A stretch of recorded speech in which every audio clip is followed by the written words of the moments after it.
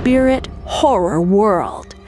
Dive deep into the darkness and enter the world of fear.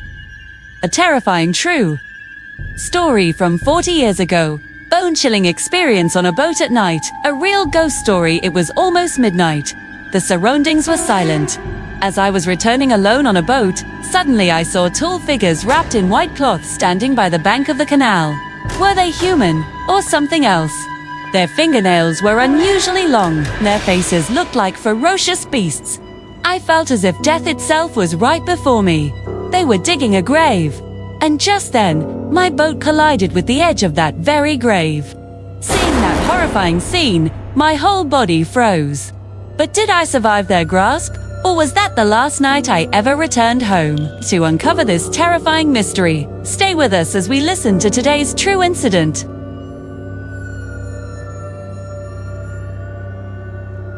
Friends, how are you all doing? I hope you are well. If you enjoyed this video, please give it a like, share it with your friends, and don't forget to subscribe to Spirit Horror World and press the bell icon so you don't miss any of our new spooky stories.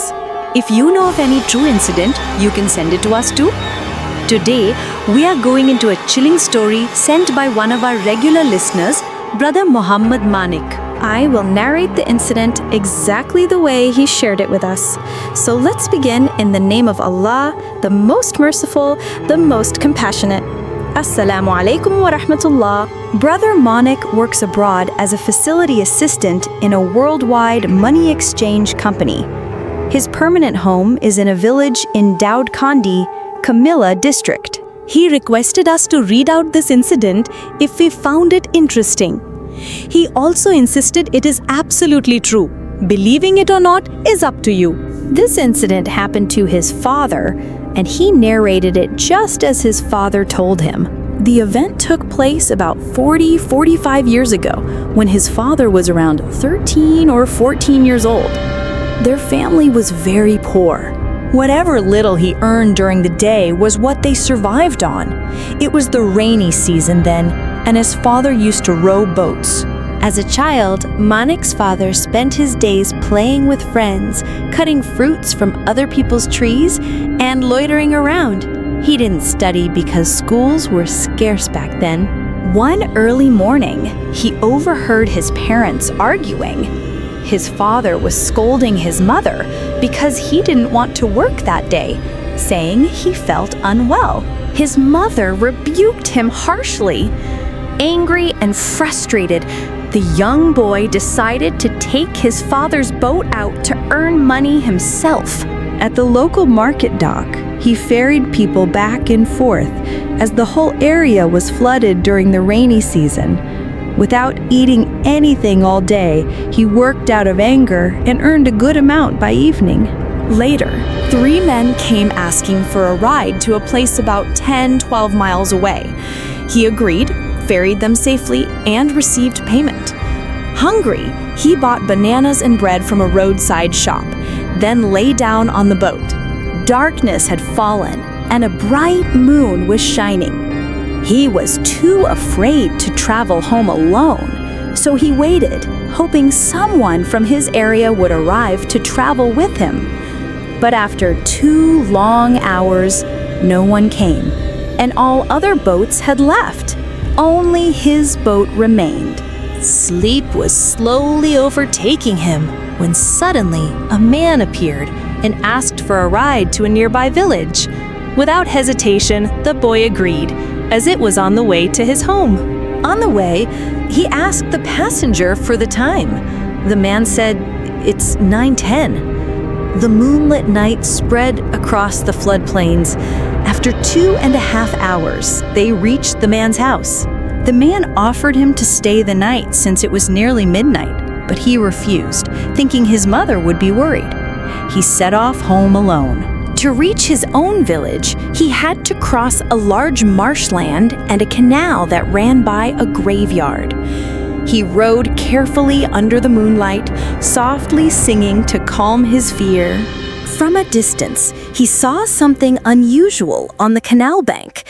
At first, he thought it was a fishing net, but as he came closer, he saw tall figures dressed in white cloth. His heart sank. He stopped rowing. Suddenly, a strong wind blew, pushing his boat towards the bank, right next to the graveyard. What he saw next froze him completely.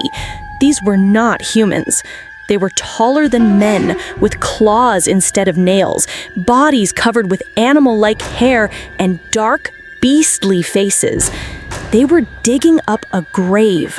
Terrified, he tried steering the boat away, but the wind drove him straight against the grave. The creatures turned and glared at him with bloodthirsty eyes. In panic, he grabbed the boat's oar, jumped ashore, and struck at them, shouting Allah's name. The monstrous beings screamed hideously, leaping into the water and thrashing about.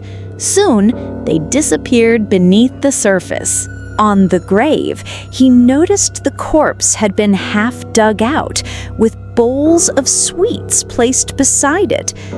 Shaken, he hurriedly pushed his boat away. As he rowed, he felt as though something was swimming alongside his boat. Not far away, he saw another fisherman working with a large net. Relieved, yet still scared, he approached. But the fisherman angrily called him over, demanding he get out of the boat. When the boy hesitated, the man's stern gaze forced him to obey. He was made to bathe in the river, while the man muttered prayers and gave him mustard oil to rub all over his body.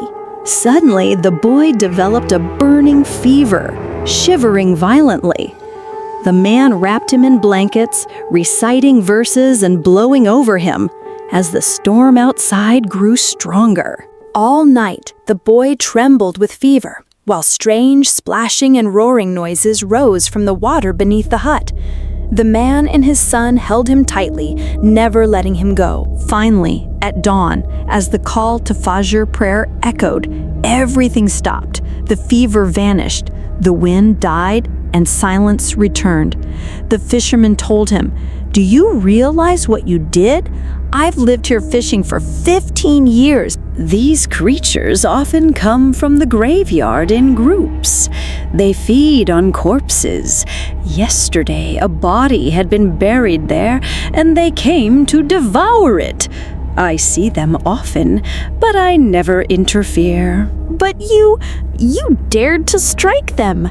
If I hadn't kept you here, they would have killed you before you crossed the marsh." That was the terrifying incident that happened to Brother Monique's father about 40 years ago.